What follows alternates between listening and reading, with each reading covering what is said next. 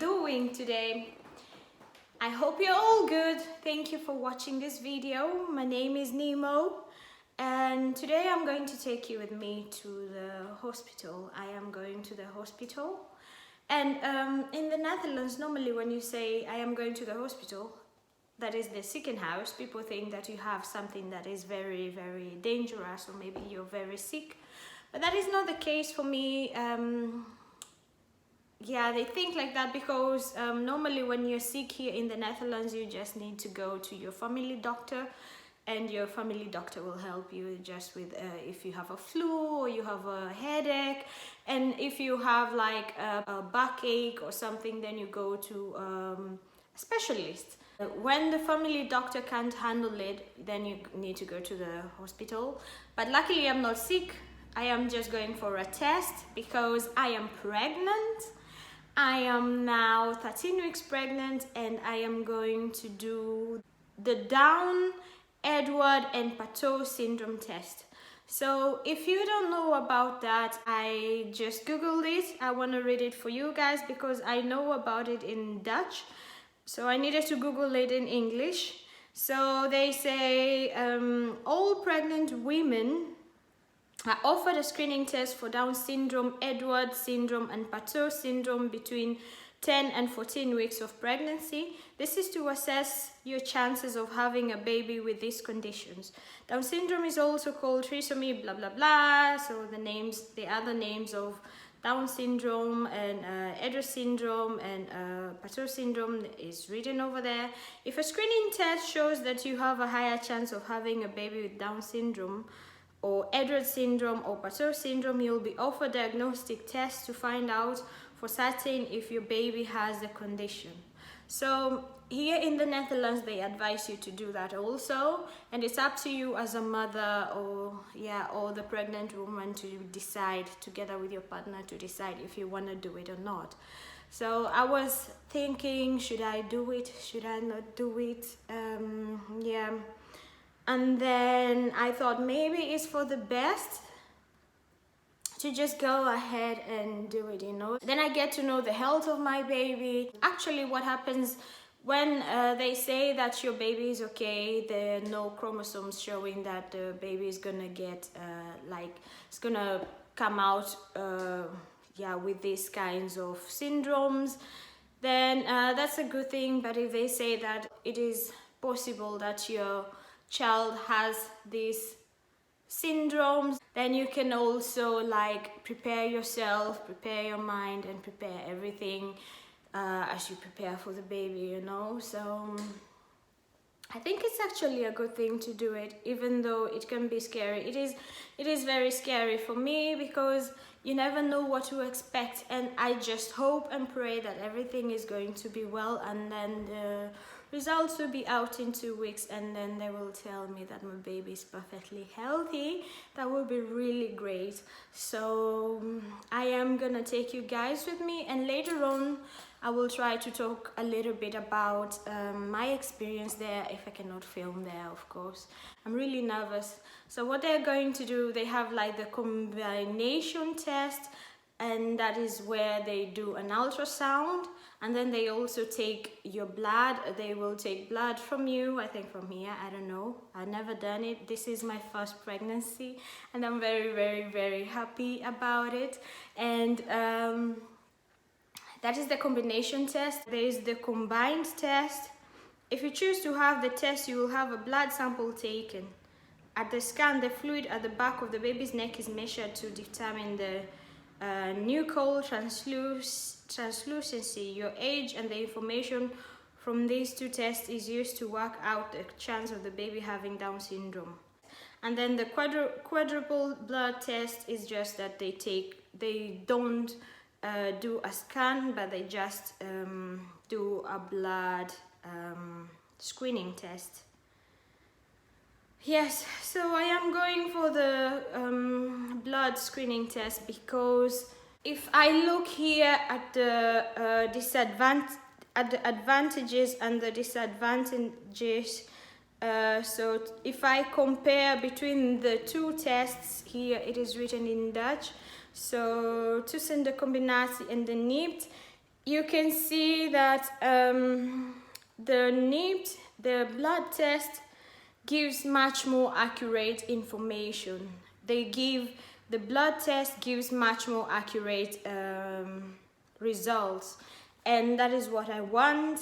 And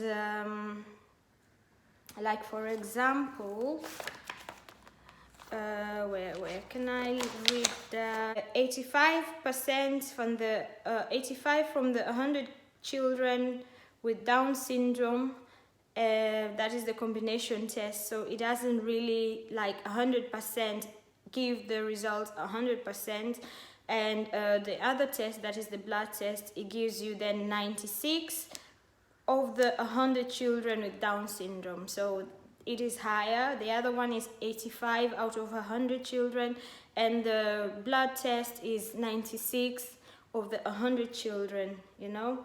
And then with Edwards syndrome, they say 77 of the 100 children, that is with the combination test. And with the blood test is 87 of the 100 children that they are able to indicate, you know. And the combination test, 65 of the 100 children, and the blood test says 78 of the 100 children. So if you look at this mathematically, you would see like the blood test gives you a much better result. The blood test gives you much better results than the combination test. So that is why I am going for that. And also like a combination test, of course you need to pay for it. You need to pay for it yourself. And that's I already did that yesterday, because you need to pay before you go there. And luckily you don't need to have an appointment, because here in the Netherlands everything goes with appointments. But this one, you just need to arrive there, and you need to have a certain document that you need to bring to the hospital, so that they see that you have authorization from your doctor, from your pregnancy doctor, to be there. And also you need to carry proof that you have paid.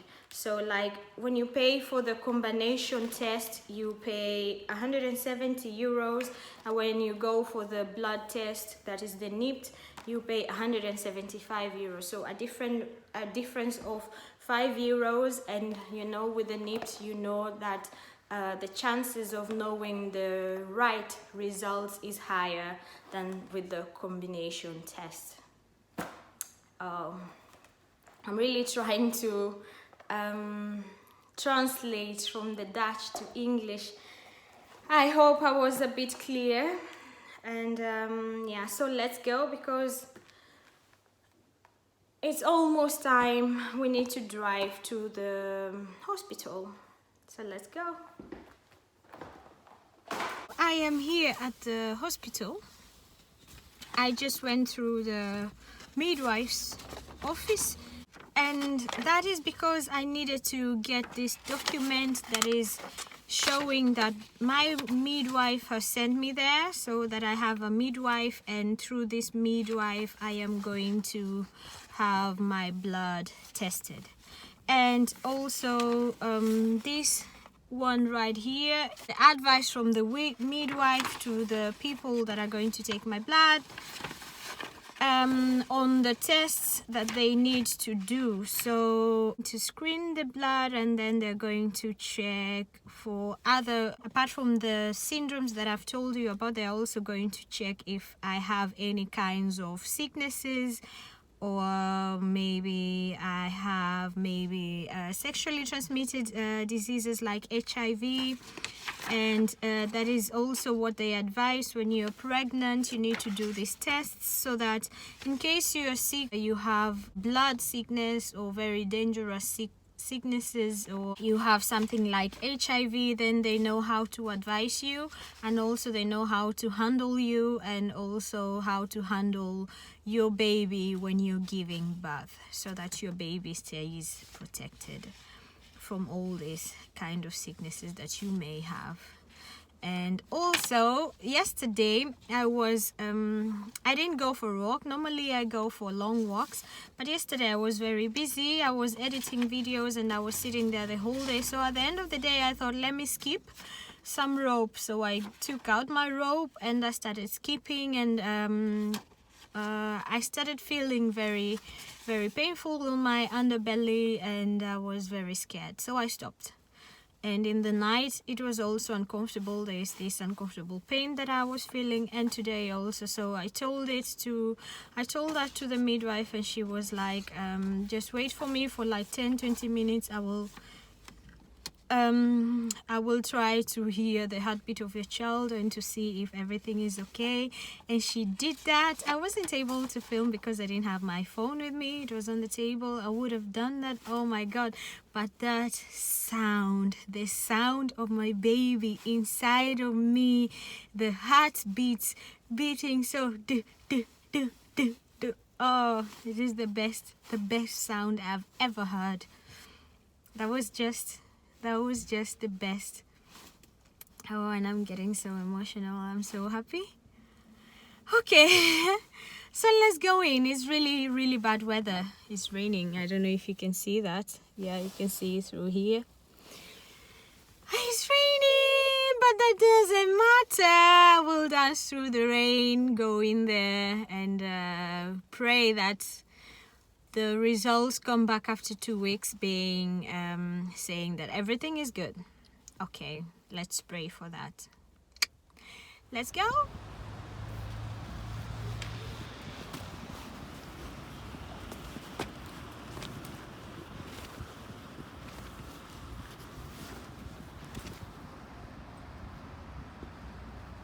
Maar je handjes.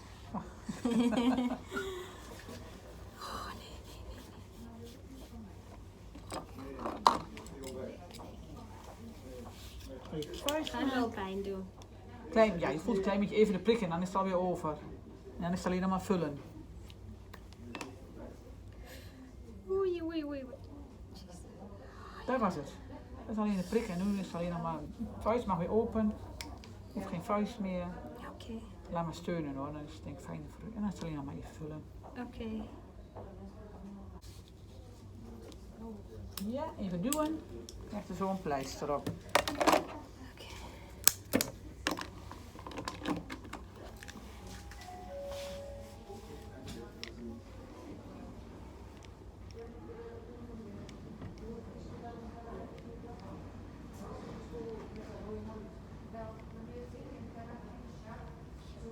Let me make this video before the light is out. I wouldn't say the sun because there has been no sun the whole day, but yeah.